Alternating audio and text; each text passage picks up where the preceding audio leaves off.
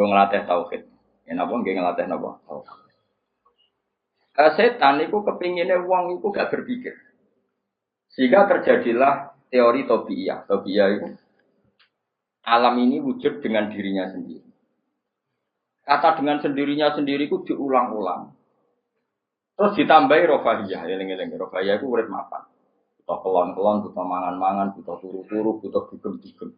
Karena orang ini sudah mendewakan hawa nafsu. Sehingga kenyamanannya ya kelon, seks, turu, jagungan, semuanya seperti itu. Nah, ini yang dikritik orang tasawuf. Sebab itu awal kekafiran adalah rofahiyah, hidup poya-poya. Karena dengan poya-poya ini orang tidak pernah berpikir serius, akhirnya tidak menemukan Tuhan. Sampai akhirnya ono paham komunis, ateisme, nihilisme.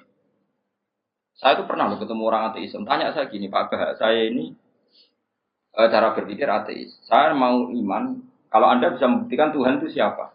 Lalu buktinya apa kalau ada Tuhan? Terus saya bilang gini, betul Anda ingin iman? Ya, kata. Terus saya pakai teori mantek, karena saya dulu pernah belajar mantek. Kelirunya orang Islam, ini rumah orang memang ini serius ya ngaji. Memang syaratnya ngaji harus mengenalkan sama Allah. Inti ngaji adalah mengenalkan orang kepada Allah, ma'rifat. Caranya adalah bin nadzari sahih, dengan pikiran sing sehat. Kamu betul ingin iman? Iya, Bapak. Bertanya. Kalau ada rumah terbakar, kamu suka enggak ada orang yang bilang sebabnya karena konsleting listrik atau ada apa meledak? Atau Anda suka bilang enggak ada sebabnya sama sekali? Oh, senang yang ada sebabnya, misalnya ya tadi kena konsleting listrik atau kompor terbakar dan sebagainya. Lalu kalau alam wujud ini kamu suka ada sebabnya apa tanpa sebab? Ya suka ada sebabnya sebetulnya saya. Lah sebab itu oleh Islam dinamai Tuhan. Sebab ini oleh Islam dinamai. Sebab itu dalam ilmu mantek, sebenarnya ilmu mantek itu nggak kenal Allah, bahkan nggak pernah nyebut nama Allah. Saya ulang lagi ya, di ilmu mantek, ilmu logika yang diajarkan di pondok-pondok itu tidak pernah nyebut Allah.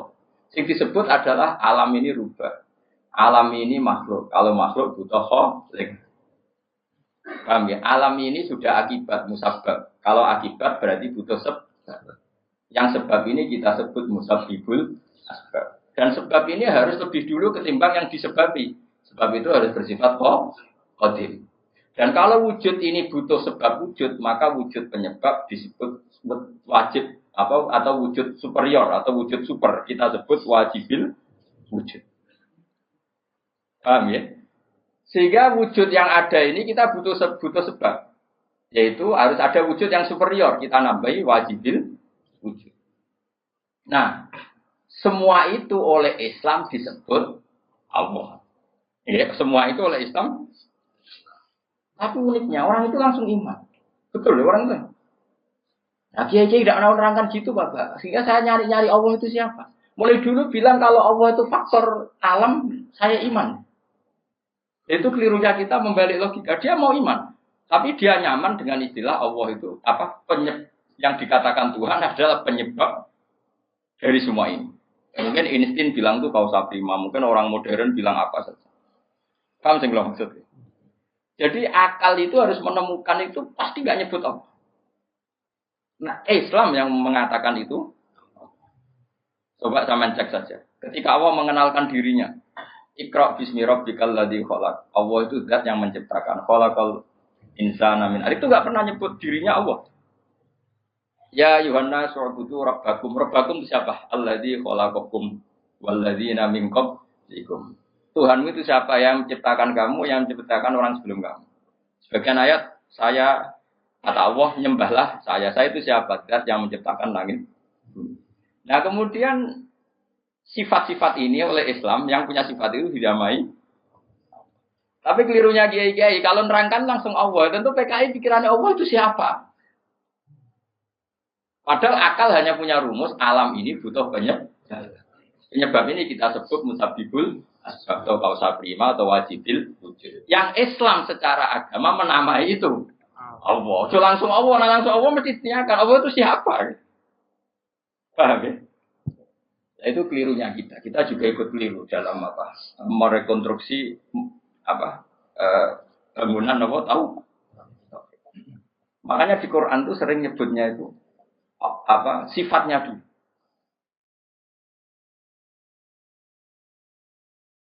Ini penting saya utarakan. Jadi ini penting sekali ya karena nanti sampean senajan to muridku, kalau muridnya Mbah Mun, muridnya Bapak, nanti muridnya Nabi, nanti ketemu mungkar nakir. Itu tidak bisa kecuali kamu punya kemapanan logika. Jadi taklid itu tidak bisa. Karena mungkar nakir itu kayak pegawai KPU, jadi nak takut itu tebak-tebakan. Betul. Jadi mungkar nakir itu misalnya Nabi Muhammad, dia tidak nyebut itu Nabi. Matakulu fi hadar rojul. Jadi enggak matakulu fi hadar. Yang diajarkan mudin itu formalitas standar mungkin kompilasi hukum Islam atau apa. Itu sebetulnya enggak tahu saya. Kalau di Bukhari di Muslim, malaikat mungkar nakir tanya gini, matakulu fi hadar rojul. Bagaimana komentar kamu tentang hadar rojul? Bukan Nabi misalnya. Lelaki itu siapa? Padahal maksudnya lelaki itu adalah Rasulullah SAW. Tapi supaya pertanyaannya lebih sulit, coba kamu komentar lelaki itu siapa? Terus di situ di Bukhari diterangkan fa'amal munafik, fa'amal murtad.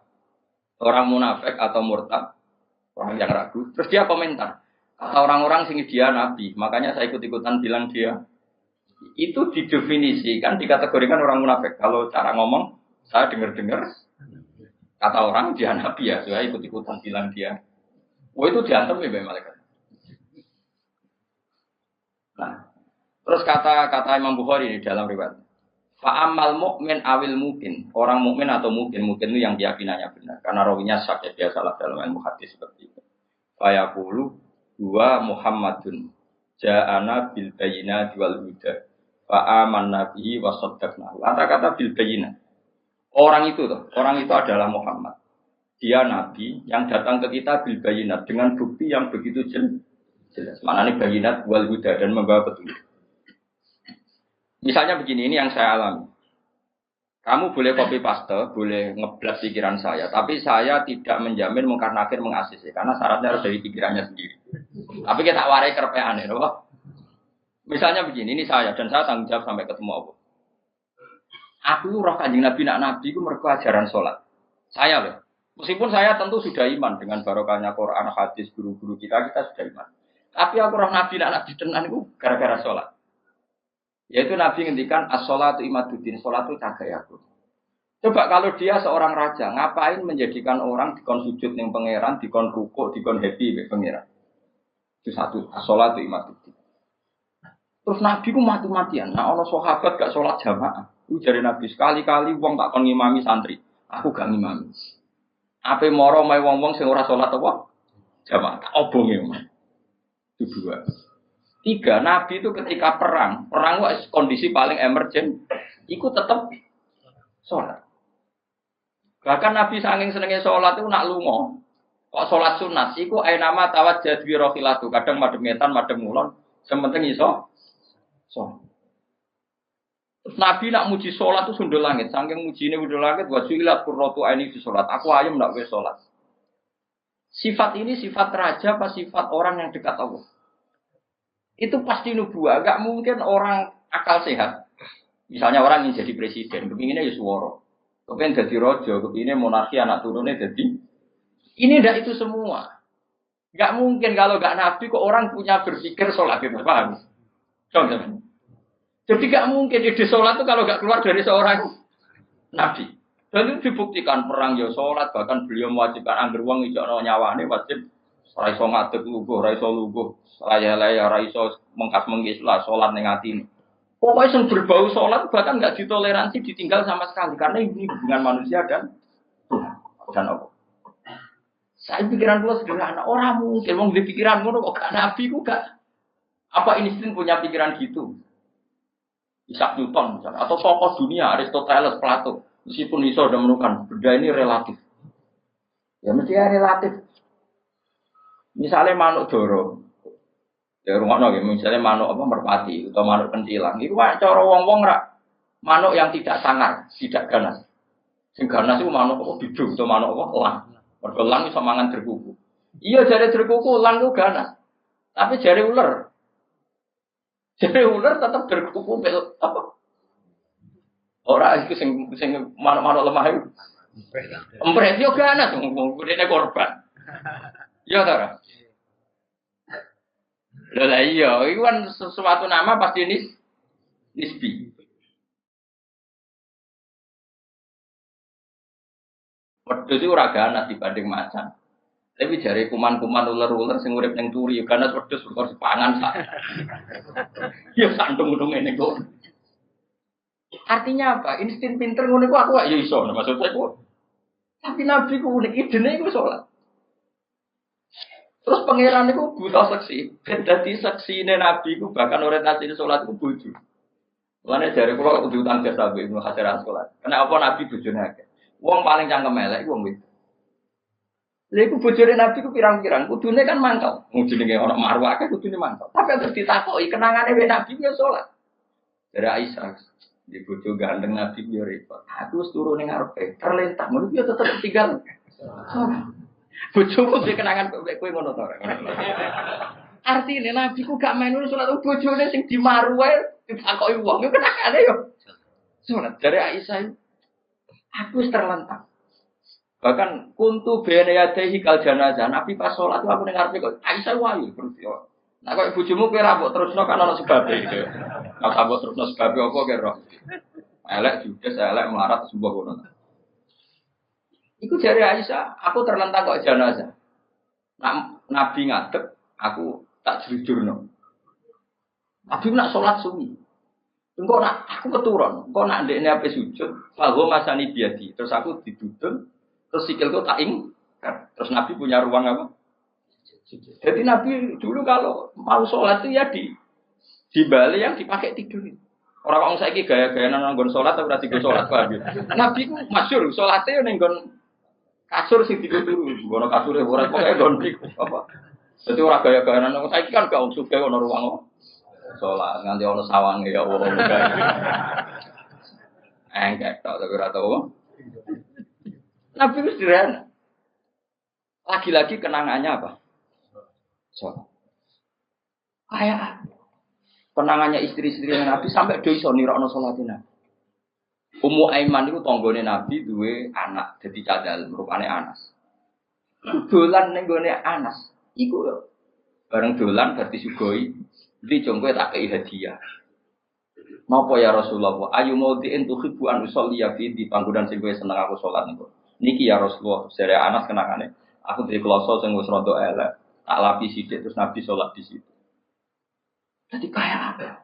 Gue itu gak mungkin uang kok duit itu sholat. Iku nak gak Nabi gak mungkin maksudnya. Makanya saya berencana, nak gue jawab mungkar nakir. Sing kopi kiranem dhewe bukti nak Muhammad ku Nabi kok di antara nih. Makanya gue ngerepek oleh ya ora pokoknya ini. Cuma saya tidak tahu apa mungkar nakir menerima kerepean mau. Jadi lah untungnya mudin-mudin mau nerangno tes-tesane mau 5 mau apa marbuka terus kemana buka dinu kan bangun dinu kan tes-tesane mudin piro bu sing mudin piro marbuka terus waman nabiuka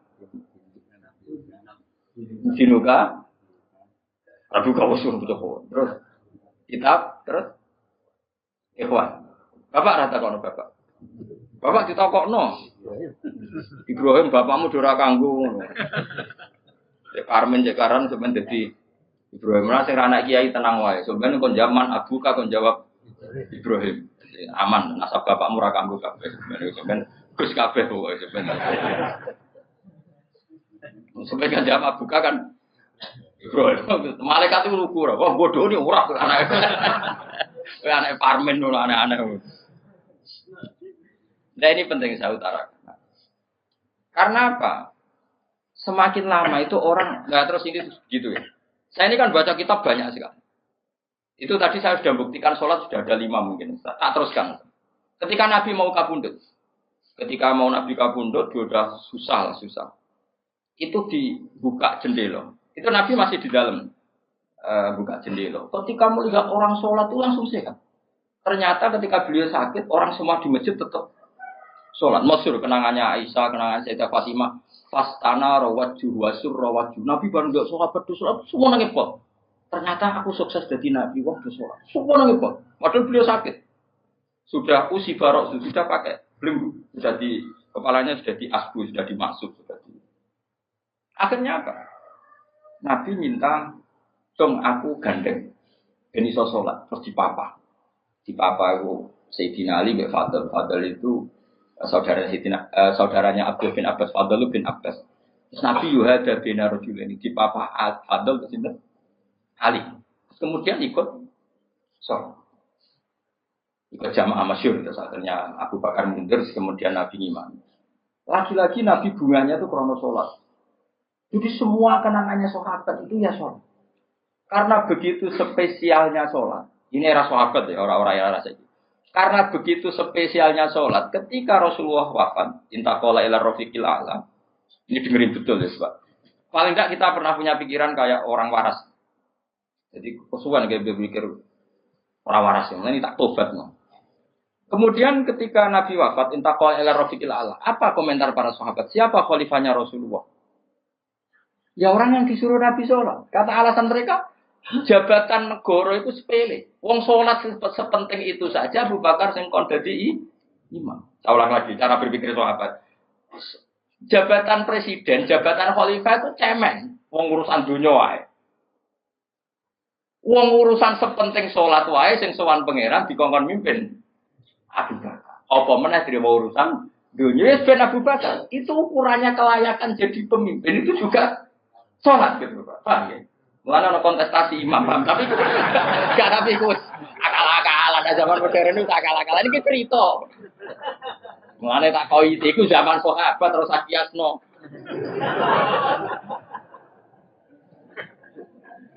Ya, tapi sampean pernah dengar toh ketika sahabat milih Abu Bakar alasannya apa? Karena Abu Bakar ditunjuk ngimami sholat.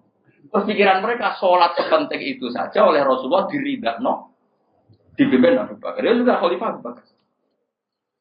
Kayak apa urgensinya sholat sampai semuanya rujukan. Terus Nabi juga ngendikan, sok ben jong kowe nek ning masak iku amaliyane ora pati dihisab. Pertama dihisab iku sholat. Terus sholat Allah liyane gampang. Lagi-lagi sholat yang dipuji.